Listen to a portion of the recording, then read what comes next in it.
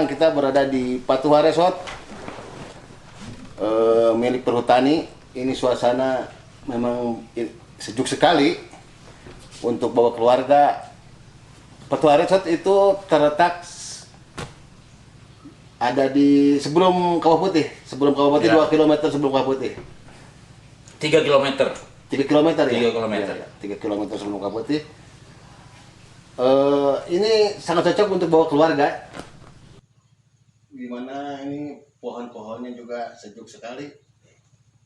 Nah, sebelum kita ke Kawah Putih, kita kupas dulu sejarah Kawah Putih ini dengan Tuan Van den Bos. Ahli sejarah kita, Bapak Van den Bos Trisna Gonggong. Ramah. Bukan, saya tidak seangkatan dengan Ansar Gonggong. Oke, gimana itu Pak tentang sejarah Kawah Putih itu kita? Oke, terima kasih Bung Ronaldoni. Kawah Putih. Jadi betul sekali, dari sini hanya sekitar 3 km. Kita berada di Patuha nih, Patuha Resort. Kita ada beberapa kamar ya. Jadi benar kata Ronaldoni, kalau pada teman-teman atau yang mau ngadem cocok di sini. Bawa keluarga ya? Bawa keluarga cocok sekali. Kalau nggak bawa keluarga gimana? Apa-apa. Yang penting bayar. Dari mana dulu nih? Dari sejarah sebelum Sejarah dari zaman kerajaan. sejarah terbentuknya Kawah Putih. Oke, Ya ditemukannya mungkin ya. sebelum ditemukannya Kawah Putih. Jadi kalau bicara Kawah Putih ada 2 fase. Fase zaman kerajaan. Nah, di situ ada mitos juga. Fase kolonial Belanda dan fase Indonesia. Ya kan? Jadi zaman kerajaan bahwa kawasan Soreang atau Ciwidey itu disebutnya semacam, bukan kecamatan kalau zaman kerajaan dulu. Pokoknya ada kampung Kewadangan. ya, Pakemitan Kadu Agung. Oh. Jadi kalau teman-teman tadi Mas Don sebelum ke Patuha Resort kan, nah, lewat Ciwidey, dulunya itu zaman kerajaan Pajajaran, dulunya ke kampung Pakemitan Kadu Agung. Oh ya. Kemudian berubah jadi Ciwidey. Nah, Kawah Putih dulu diperkirakan meletus pada zaman itu. Ya, 1000 berapa? sekitar abad 10. Jadi nanti kalau udah jalan-jalan Kawah Putih ada 2 kaldera di situ. Ada 2 kawah. Iya. Kawah pertama namanya Kawah Saat, itu meletus pada tahun sekitar abad 10. Timbullah kawah yang pertama. Kemudian anaknya, nah, kalau nanti ke Kawah Putih itu bukan Kawah Putih pertama, itu anak dari Gunung Patuha yang meletus pada abad 13. Iya. Jadi Kawah Putih ada 2 kawah. Kebetulan yang meletus pada abad 10, apa namanya? Kalderanya tidak ada air. Saat Itu pernah di bocor. Pernah ada foto-fotonya nggak? Dokumentasi Ada itu. yang kawah Yang pertama itu yang pertama emang saya kurang begitu menemukan ya. Kalau yang kedua itu kawah yang kedua banyak menemukan foto-foto, karena teknologi waktu itu kan aya foto foto zaman Belanda bus meleduk gitu kan. Nah, itu pada zaman kerajaan. Itu masuk ke daerah kawasan Pajajaran, di daerah Pakemitan Kadu Agung yang sekarang disebut Ciwidey. Kerajaan Pajajaran menjadi Islam ya, karena pengikut Sunan Prabu Siliwangi turun ke selatan. Nah, sejarahnya dikisahkan bahwa Prabu Siliwangi itu kan nggak mau Islam ya, sama pasukan Gunung Jati memerintahkanlah ada sekitar 6 atau 7 panglima perang kerajaan Gunung Jati itu Cirebon untuk mengislamkan kakeknya. Hubungan dengan Kian Santang mungkin ya? Iya, betul, dengan Kian Santang. Maka kemudian kalau sekarang Maya ada operasi untuk mengislamkan pasukan Pajajaran dan pengikutnya. Nah, itu disebutnya di sini ada 7 kalau nggak salah 7 atau 6 ya, segitulah panglima perang yang katanya bermukim di daerah Gunung Patuha. Dipimpin oleh panglima perang Jagasatru. Ada Mbah Jamrong dan lain-lain lah, konco-konconya gitu. Nah, katanya Jagasatru atau Mbah Jamrong itu memiliki hewan ternak kukutan. Domba itu. Kalau sekarang di dia mah kucing, nah, Ya, betul. kucing yang dikukut kan, Iya. ada yang kukut anjing, ini mah domba. Katanya dombanya berwarna agak hijau, jadi disebut lomba lukutan. Yang ada kawah putih Di itu kawah patungnya. putih, iya. Nah, terus penemu kawah putih siapa itu? Pertama kali itu. Kawah putih itu ditemukan. Yang jelas lah, bukan buaya putih ya. Ya, betul. Kalau buaya putih ini sejarah dari orang Pangandaran nih, Ya. Dewata Cengkar. Kalau ini kawah putih ditemukan, ini berarti setelah zaman kerajaan kita beralih ke zaman kolonial. Karena ketika zaman kerajaan itu dimitoskan.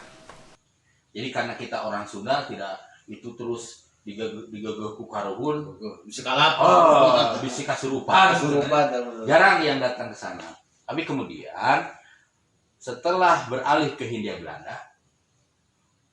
Belanda, datang, VOC datang di abad 16 ke Batavia. Nah, mereka melakukan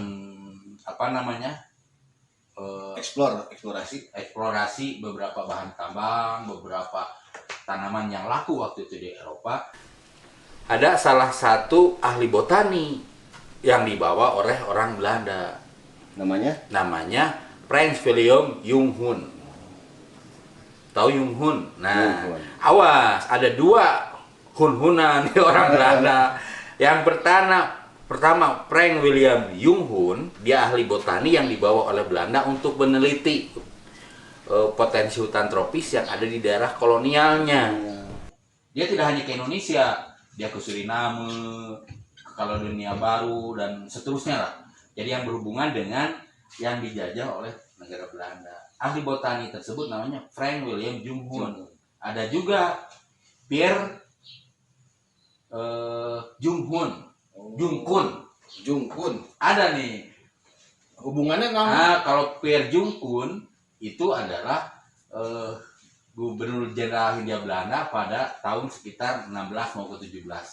Ada hubungan dengan putih gitu. Itu nggak ada kalau Jungkun, tapi kalau Frank William Jungkun dia ahli botani. Itu ada datang ke Indonesia sekitar mungkin abad 18 1813-an. Datang ke Indonesia untuk meneliti. Kenapa? Karena di Belandanya nih, di Eropa waktu itu terjangkit wabah malaria dan ditemukanlah obatnya waktu kalau nggak salah di daerah Brazil, namanya Kinoka. Kinoka, yang disebut kina. Kalau kita kina, makanya wabah corona. Deket lah dengan coronanya. Nah, waktu itu Belanda mengirim Junghun, cocok nggak dibuat perkebunan? Makanya dia tidak hanya ke Jawa, dia datangnya ke Brastagi dulu, daerah Batak, kemudian ke Jawa, termasuk Jawa Barat. Dia datanglah ke daerah Ciwidey ini. Daerah Ciwidey ini dia menemukan kreator tersebut. Jadi ketika dia untuk meneliti tanaman kina dan teh, dalam perjalanannya dia menemukan kawah tersebut. Kerjalan-jalan lah, berenges kesel gitu aja, capek gitu kan. Dia jalan-jalan, ternyata dibawa oleh penduduk ini ada yang aneh. Seperti sejarah Freeport mungkin ya. Mirip, eksploitasi seperti itu mirip. Dan kebetulan pada saat itu juga terjadi perang di Eropanya, kan terjadi perang juga antara Perang Dunia ke-1 berarti itu. Bukan. Dunia ke-1 kan tahun 19 berapa lah. Ini masih 12. Masih pertempuran antara koloni-koloni Inggris lawan perang Belanda. Perang Pertengahan agama lah. Perebutan penjajahan. Ya. Kan waktu itu yang Magellan Magellan, Magellan, Columbus itu diinisiasi oleh mereka. James Cook Inggrisnya, Peter Junghun dari Belandanya, seperti itu. Era-era eta berarti Ya, jadilah persaingan antara mereka dan perang terjadi di antara negara-negara kolonialnya, berebutan daerah jajahannya. Makanya sangat diperlukan waktu itu adalah sulfur. Halo guys, kita bincang-bincang lagi dengan Tuan Van der Bos, Om Trisna, tentang kawah putih. Di samping sejarah kita zaman Belanda, kita mengupas juga masalah zaman mitos kawah putih. Apa aja mitos-mitos? Coba terangkan oleh Tuan Van der Bos tentang mitos kawah putih yang detail. Oh, baik sekali. Ya, begitu kan? Overdome. Slap dur. Terima jedur. Jadi itu mitos. Tadi saya kan udah Selain domba ada lagi nggak? Kuda misalnya. Kuda lumping ya. Jadi yang didengar oleh masyarakat waktu itu emang dimitoskannya seperti itu. Jadi waktu itu panglima perang yang memimpin misi untuk mengislamkan Prabu Siliwangi. Kan Prabu Siliwangi ketika terdesak, Prabu Siliwangi dan pengikut setianya itu turun ke selatan. Ke Bandung itu? Bukan, ke selatan Jawa Barat. Jawa Yang Barat. sekarang disebut Sukabumi Bandung Selatan, Sukabumi, Cidaun. Nah itu. Jadi ketika pasukan dari kerajaan Cirebon tersebut tidak bisa masuk ke daerah selatan. Jadi jangan membayangin Om Doni kan sering jalan-jalan kan? Iya. Nah, jangan membayangin sudah ada jalan seperti ini. Dulu ini kan orang Sunda mah leuweung geledegan. Jadi kembali ke mitos Om Don. Jadi mitos itu katanya si panglima perang tersebut yang ada 6 orang ya, tapi yang kemungkinan menjadi betul. Jadi emang saya pernah membaca juga di Cirebon bahwa ada jalan Jaga Satru, dan itu salah satu panglima perang zaman Sunan Gunung Jati. Nah, dipimpin oleh Eyang Jaga Satru. Berarti orang Bandung Jaga Satru teh? Orang Jaga Satru itu orang Cirebon sekarang. Oh, Cirebon. Kan Bandung sekarang jangan menganggap Bandung tuh belum ada kerajaan. Hanya daerah Adipati Ukur. Oh, Adipati Ukur. Pernah dengar kan? Adipati Ukur. Bandung itu dulunya namanya daerah Ukur. Makanya ada Adipati Ukur. Iya. Terus ada yang penyanyi nih, yang gaya Niki Likur. dangdut. Niki Likur, Niki Ukur. Niki Ukur. Niki Ukur. Angkatan Dedi Stansa kalau nggak Ya, salah. Jadi Niki Ukur itu berarti Niki di Bandung. Jadi bahwa Adipati Ukur, Adipati Bandung sekarang. Nah, Bandung sudah mulai muncul setelah dijadikan ibu kota Hindia Belanda. Tahun? Sekitar tahun 1912 atau 1112. Maka dibangunlah Gedung Sate. Gedung Sate tersebut adalah sebagai pusat perkantoran Gubernur Hindia Belanda. Pemdana menurutnya Bang. Nah, Pemda yang sekarang juga dipakai Pemda kan? Pemda. Nah, Kang Ridwan itu. Nah, mitosnya jadi emang waktu itu masyarakat juga masih sedikit. Jangan dianggap baru tumbuh sudah ada masyarakat. Mitos yang paling itu Zaman kerajaan domba. Itu ada domba luputan. Domba luputan. Mitosnya bahwa Guha. Nah, kalau guha itu bukan mitos. Oh. Guha itu berhubungan dengan nanti berhubungan pada sejarah pertambangan. Pernah ke sana? Pernah lewat. Lihat guha yang sebelah kanan jalan ya. Masuk ke Guha. kalderanya, terus belok kanan itu ada Guha. Itu tidak ada hubungan dengan guha zaman Belanda. kerajaan, tidak. Itu mah hanya bagian dari proses pertambangan. Alami berarti ya? Buatan. Berarti seperti Gua Pangandaran kalau gitu? Iya. Gua Wilhelmina, dirinya orang Pangandaran Iya. kan? Tahu nggak? Penyebutannya. Tahu nggak sih Pangandaran? Sejarah Pangandaran Tanya ke orang Bandung. Etik lah. Ayo jalan kereta api ke Pangandaran, Ayo. ke naon. Nah, eta saya kayak nanya eta. Kayak dijelaskan Pangandaran hubungan kayak jalan kereta api. Jadi mitosnya seperti itu. Ya, si Eyang Jaga Satu dan teman-temannya mempunyai ternak, dikukut lah. Katanya berbentuk kambing dan kambingnya besar. Domba luputan, karena berwarna hijau disebut domba luputan. Terus waktu itu karena keterbatasan bukan pergaulan ya, keterbatasan pengetahuan atau pengetahuan lah bodoh atau orang Indonesia. Informasi. Keterbatasan informasi. Jadi cenah lamun ada burung ke sana mati. Nah, itu yang membuat Junghun prank William Junghun. Tersinggung gitu. Aing tersinggung, penasaran. Oh, penasaran. Anu kasinggung mah engke orang Indonesia na. Sidik paeh ku belerang. Eta. Nah, Junghun ka ditu. Jadi setiap ada burung katanya lewat terbang di atas kawah dia akan mati. Atau si burung-burung itu menghindari daerah kawah karena pada saat itu kandungan belerang sangat tinggi itu. Junghun yang datang ke situ. Kalau sama orang bule mah tidak ada mitos-mitos ya. Berarti datangnya diantar juga bukannya? Diantar, datang diantar. Diantarnya mungkin ku nenek moyang didinya. Orang soreang. Pakai loper. Keran loper. Nah itu sulfur.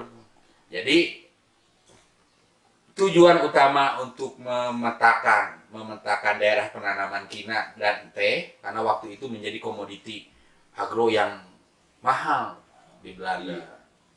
Di pasar Eropa. Itu kan dijualnya ke Eropa. Walaupun nanam tehnya di kita dijualnya ke Eropa. Dijual di Indonesia mah tebaga duit. Berarti hubungan yang kereta api naon? Nah, hubungan yang kereta api. Kereta api masuk ke Ciwidey pada tahun sekitar 1921 sampai soreang.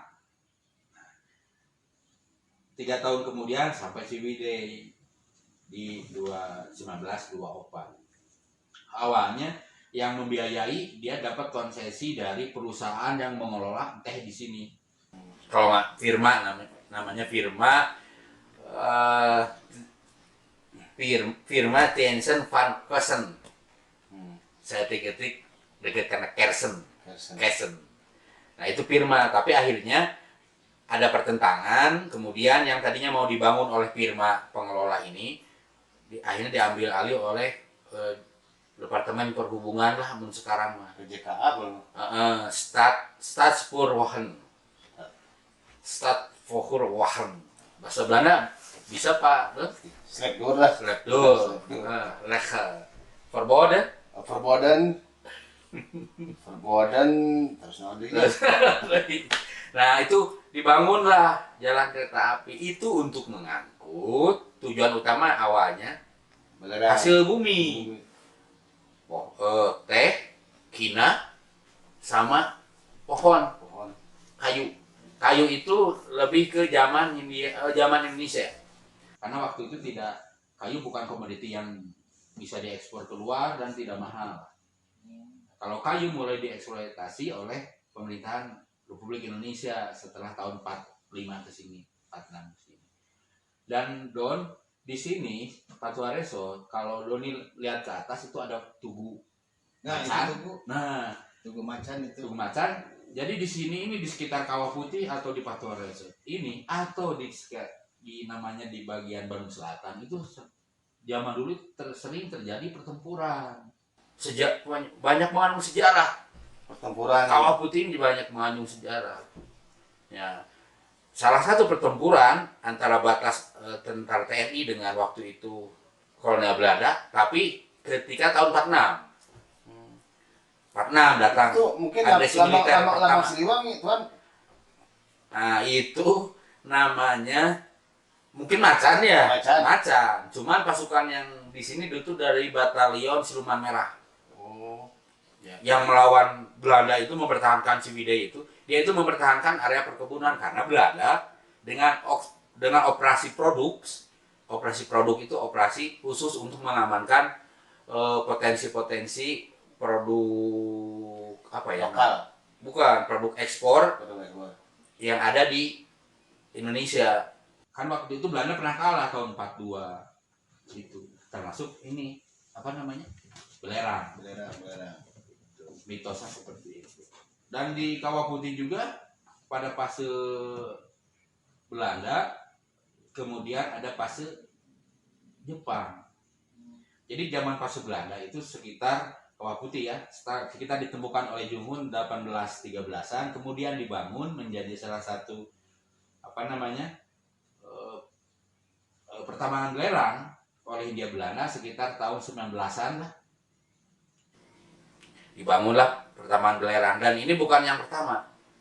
Ini kedua. Yang pertamanya dibangun 1900, Talaga Bodas di Wanaraja. Oh, pernah katanya Pernah Talaga Bodas. Ya, Hampir sama. hampir mirip. Belanda membuat dulu Talaga Bodas tahun 1900. Berarti Talaga Bodas berapa di dia? Talaga Bodas dulu. Oh. Nah, dulu itu kan langsung ditarik oleh kereta api Cibatu. Oh, Langsung iya, ditarik Cibatu. ya ke mana? Ada pabriknya di sana. Jadi pabrik terbesar belerang itu ada di Wanaraja, Cibatu. Itu puing-puingnya masih ada. Nah, karena di sana sudah agak habis dan menemukan lagi di sini, kemudian ada jalur kereta, maka dikembangkanlah pertambangan oleh Belanda yang waktu itu namanya Swavel Oudtshoorn. Kalau swavel asam, kalau saya ya swavel, kalau orang Garut itu swavel buat penyamakan kulit, bahasa Belandanya Swavel Oudtshoorn. Sekian wawancara kita dengan ahli sejarah Kawah Putih Tuan Van den Bos, Tuan Trisna. Mudah-mudahan kita mendapat wawasan baru setelah tahu sejarah.